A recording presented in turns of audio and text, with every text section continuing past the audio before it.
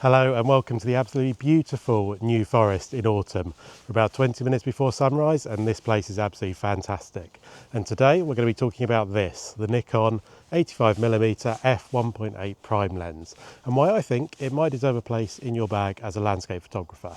Because let's be honest, it's not the first lens you'd choose for landscape photography. It's not the reason that I bought it, but now having used it for about a year or so, I really think it's earned its place in my bag. So let's jump to a few shots, get some shots in the bag, and I'll talk you why I think this is worthwhile investing in one of these lenses. Well, unfortunately there was no mist this morning, so instead we've come down to this stream, a location that I scouted out a couple of years ago actually. Got a few shots back then, but never a nice early morning one. And we've got this stream here with the bridge crossing over it. It's a classic shot. It's absolutely wonderful. Still about 20 minutes or so before sunrise, and we're just waiting for that light to hit it in the background. But that is looking pretty good just on these test shots. No need for an ND filter at the moment, just because we've still got very limited light. But I think we might stick a circular polarizer on just to take some of the glare off that water.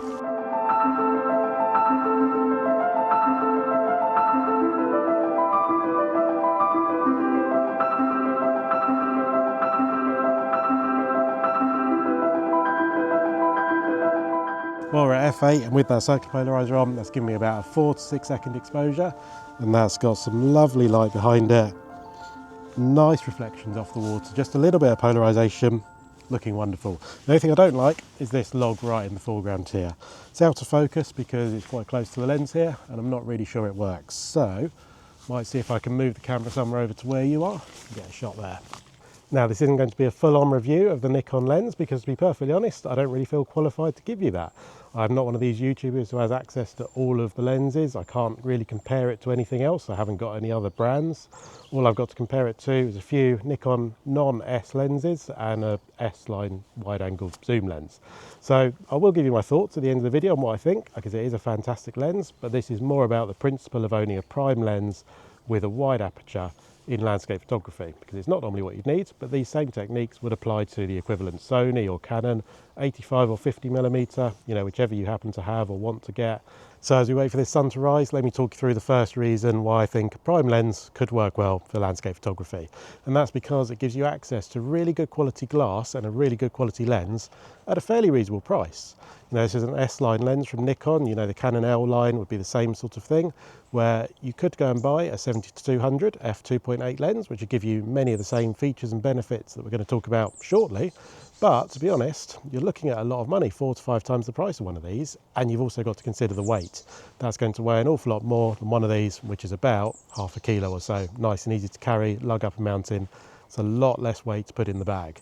The other thing is they're all weather sealed, and that's going to benefit you. It means you're going to take it out, not worry so much about it when you're out in the rain, and that's going to give you those really awesome shots. If you don't have the lens with you, you're too afraid to use your nice expensive lens out in the rain, then you're not going to get any good shots with it.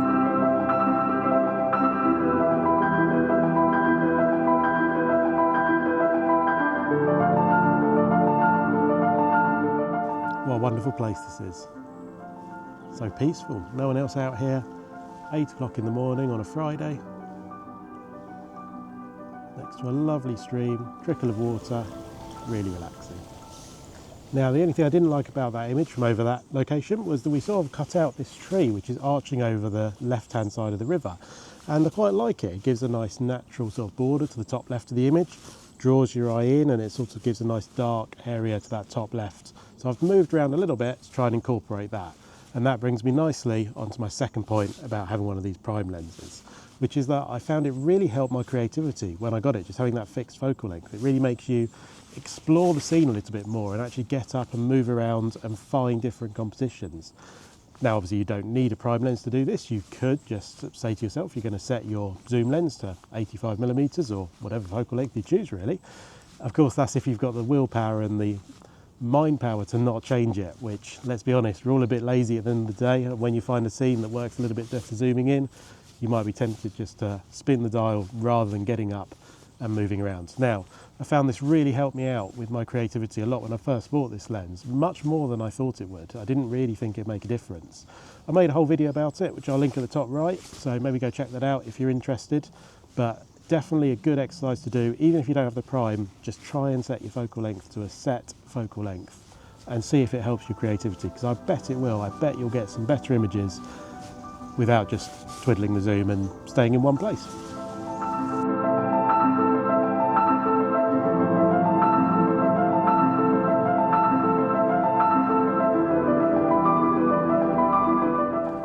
Ah, that colour in the sky over there, wonderful now.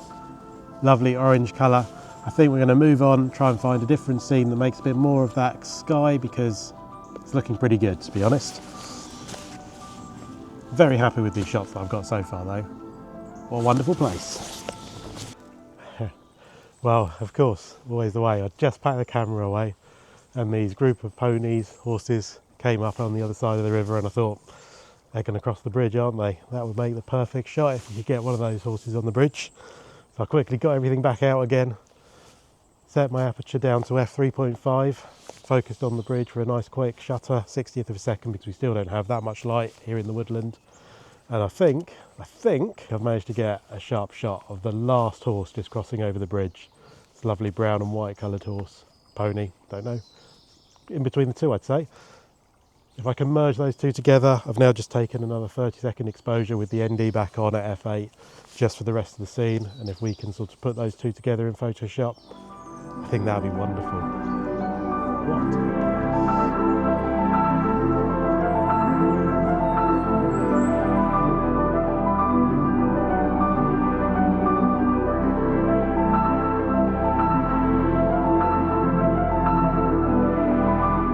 Now, I'm not a wildlife photographer by any means, and I imagine that's fairly evident from that shot of the horse there.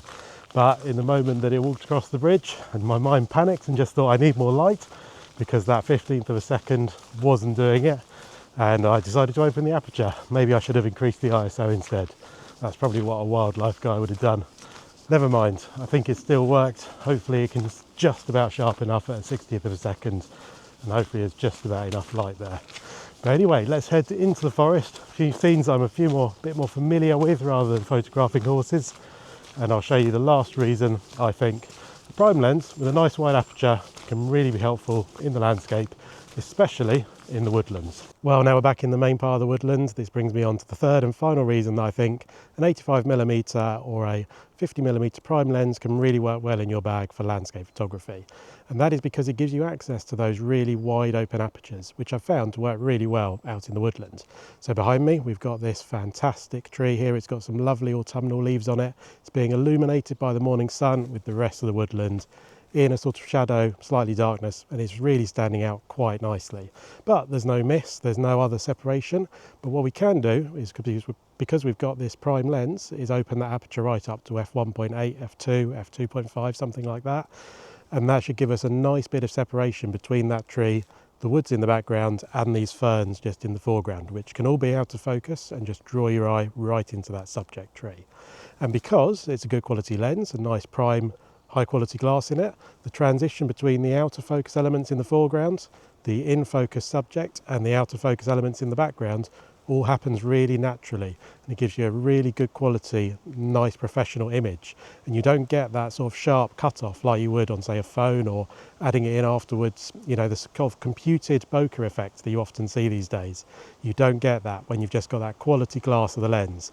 You just get a fantastic subject with a nice smooth transition between in focus and out of focus. So what I've done here is get down nice and low, and that's allowed me to incorporate some of these ferns into the bottom of the image. They're going to be out of focus, which I quite like because it'll draw your eye into the main subject tree, and then we'll just have that subject perfectly in sharp focus, f1.8, which is quite a wide open aperture, but I do find it works quite well in the woodland, and we're a fair distance away from our subject.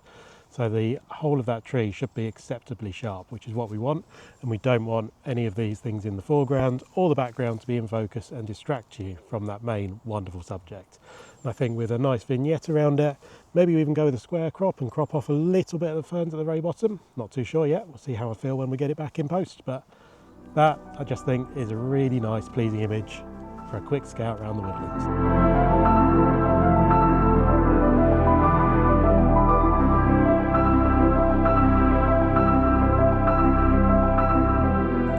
Alright, so what do I actually think of the Nikon 85mm prime f1.8 S lens for the Z mount?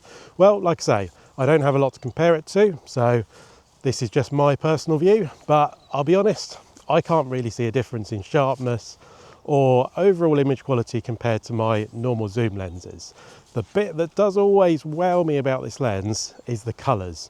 Whenever I get it back on the computer, even unprocessed, the colours just look absolutely stunning. They really pop, they really look fantastic compared to my other lenses.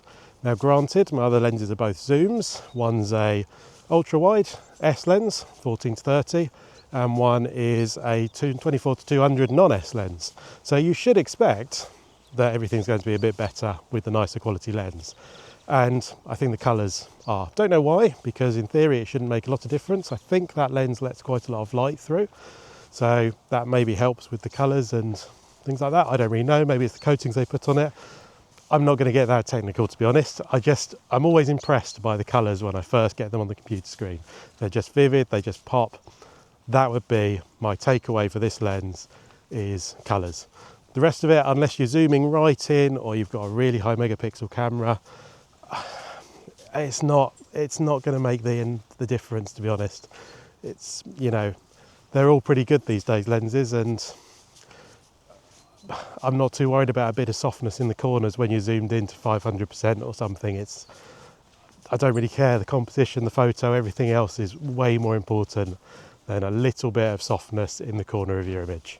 So there you go. That's my take on that lens. Colours, exceptional. Now, do I think that the 85mm prime lens is the best lens for your landscape photography? Absolutely not. This should definitely not be the first lens you go out and buy. I think you should go and get something like a 24-200 like I did, which gives you a nice zoom range, and that should probably be your first lens for landscape photography, followed by maybe either an ultra wide or a telephoto. I've done a few videos on which one of those might be best for you, so maybe go and check those out. But it should definitely not be the first and only lens you take out for landscape photography. Like I say, I didn't buy it for that. I took it to do some dog photography, which I do sort of on the side. It's not my main passion. My main passion is the landscapes. But when I was buying it, I was sort of a bit worried that I was spending all of this money on a prime lens that would have no real need, no real use out in the landscape. And I needn't have worried, to be honest. Had I known how useful it would be out here in the woodlands, I'd have probably got it sooner. It's really, really good for, you know, taking photos of your pets or your family or portraits. So if you want to do some of that and get those really, really good quality images, either with a 50mm or an 85mm, then go out and get the lens, because you'll find a use for it in the landscape as well. Don't be put off by thinking it's a sort of single-use lens only for portraits, family, pets. Well, thank you so much for watching. I really hope this has been useful to you, and maybe considering a 50 or an 85mm prime lens and where it can be useful out in the landscape, where, let's be honest, it's not particularly suited, but it does definitely have its uses. So if you've enjoyed it and it's been useful for you, give it a quick like. That way YouTube will show it to some more people, and maybe it'll help them out as well. Consider some of my other videos. In those I talk about other lenses which are, let's be honest, a bit more suited to landscape photography, so you'll probably like them as well. And I hope to see you soon.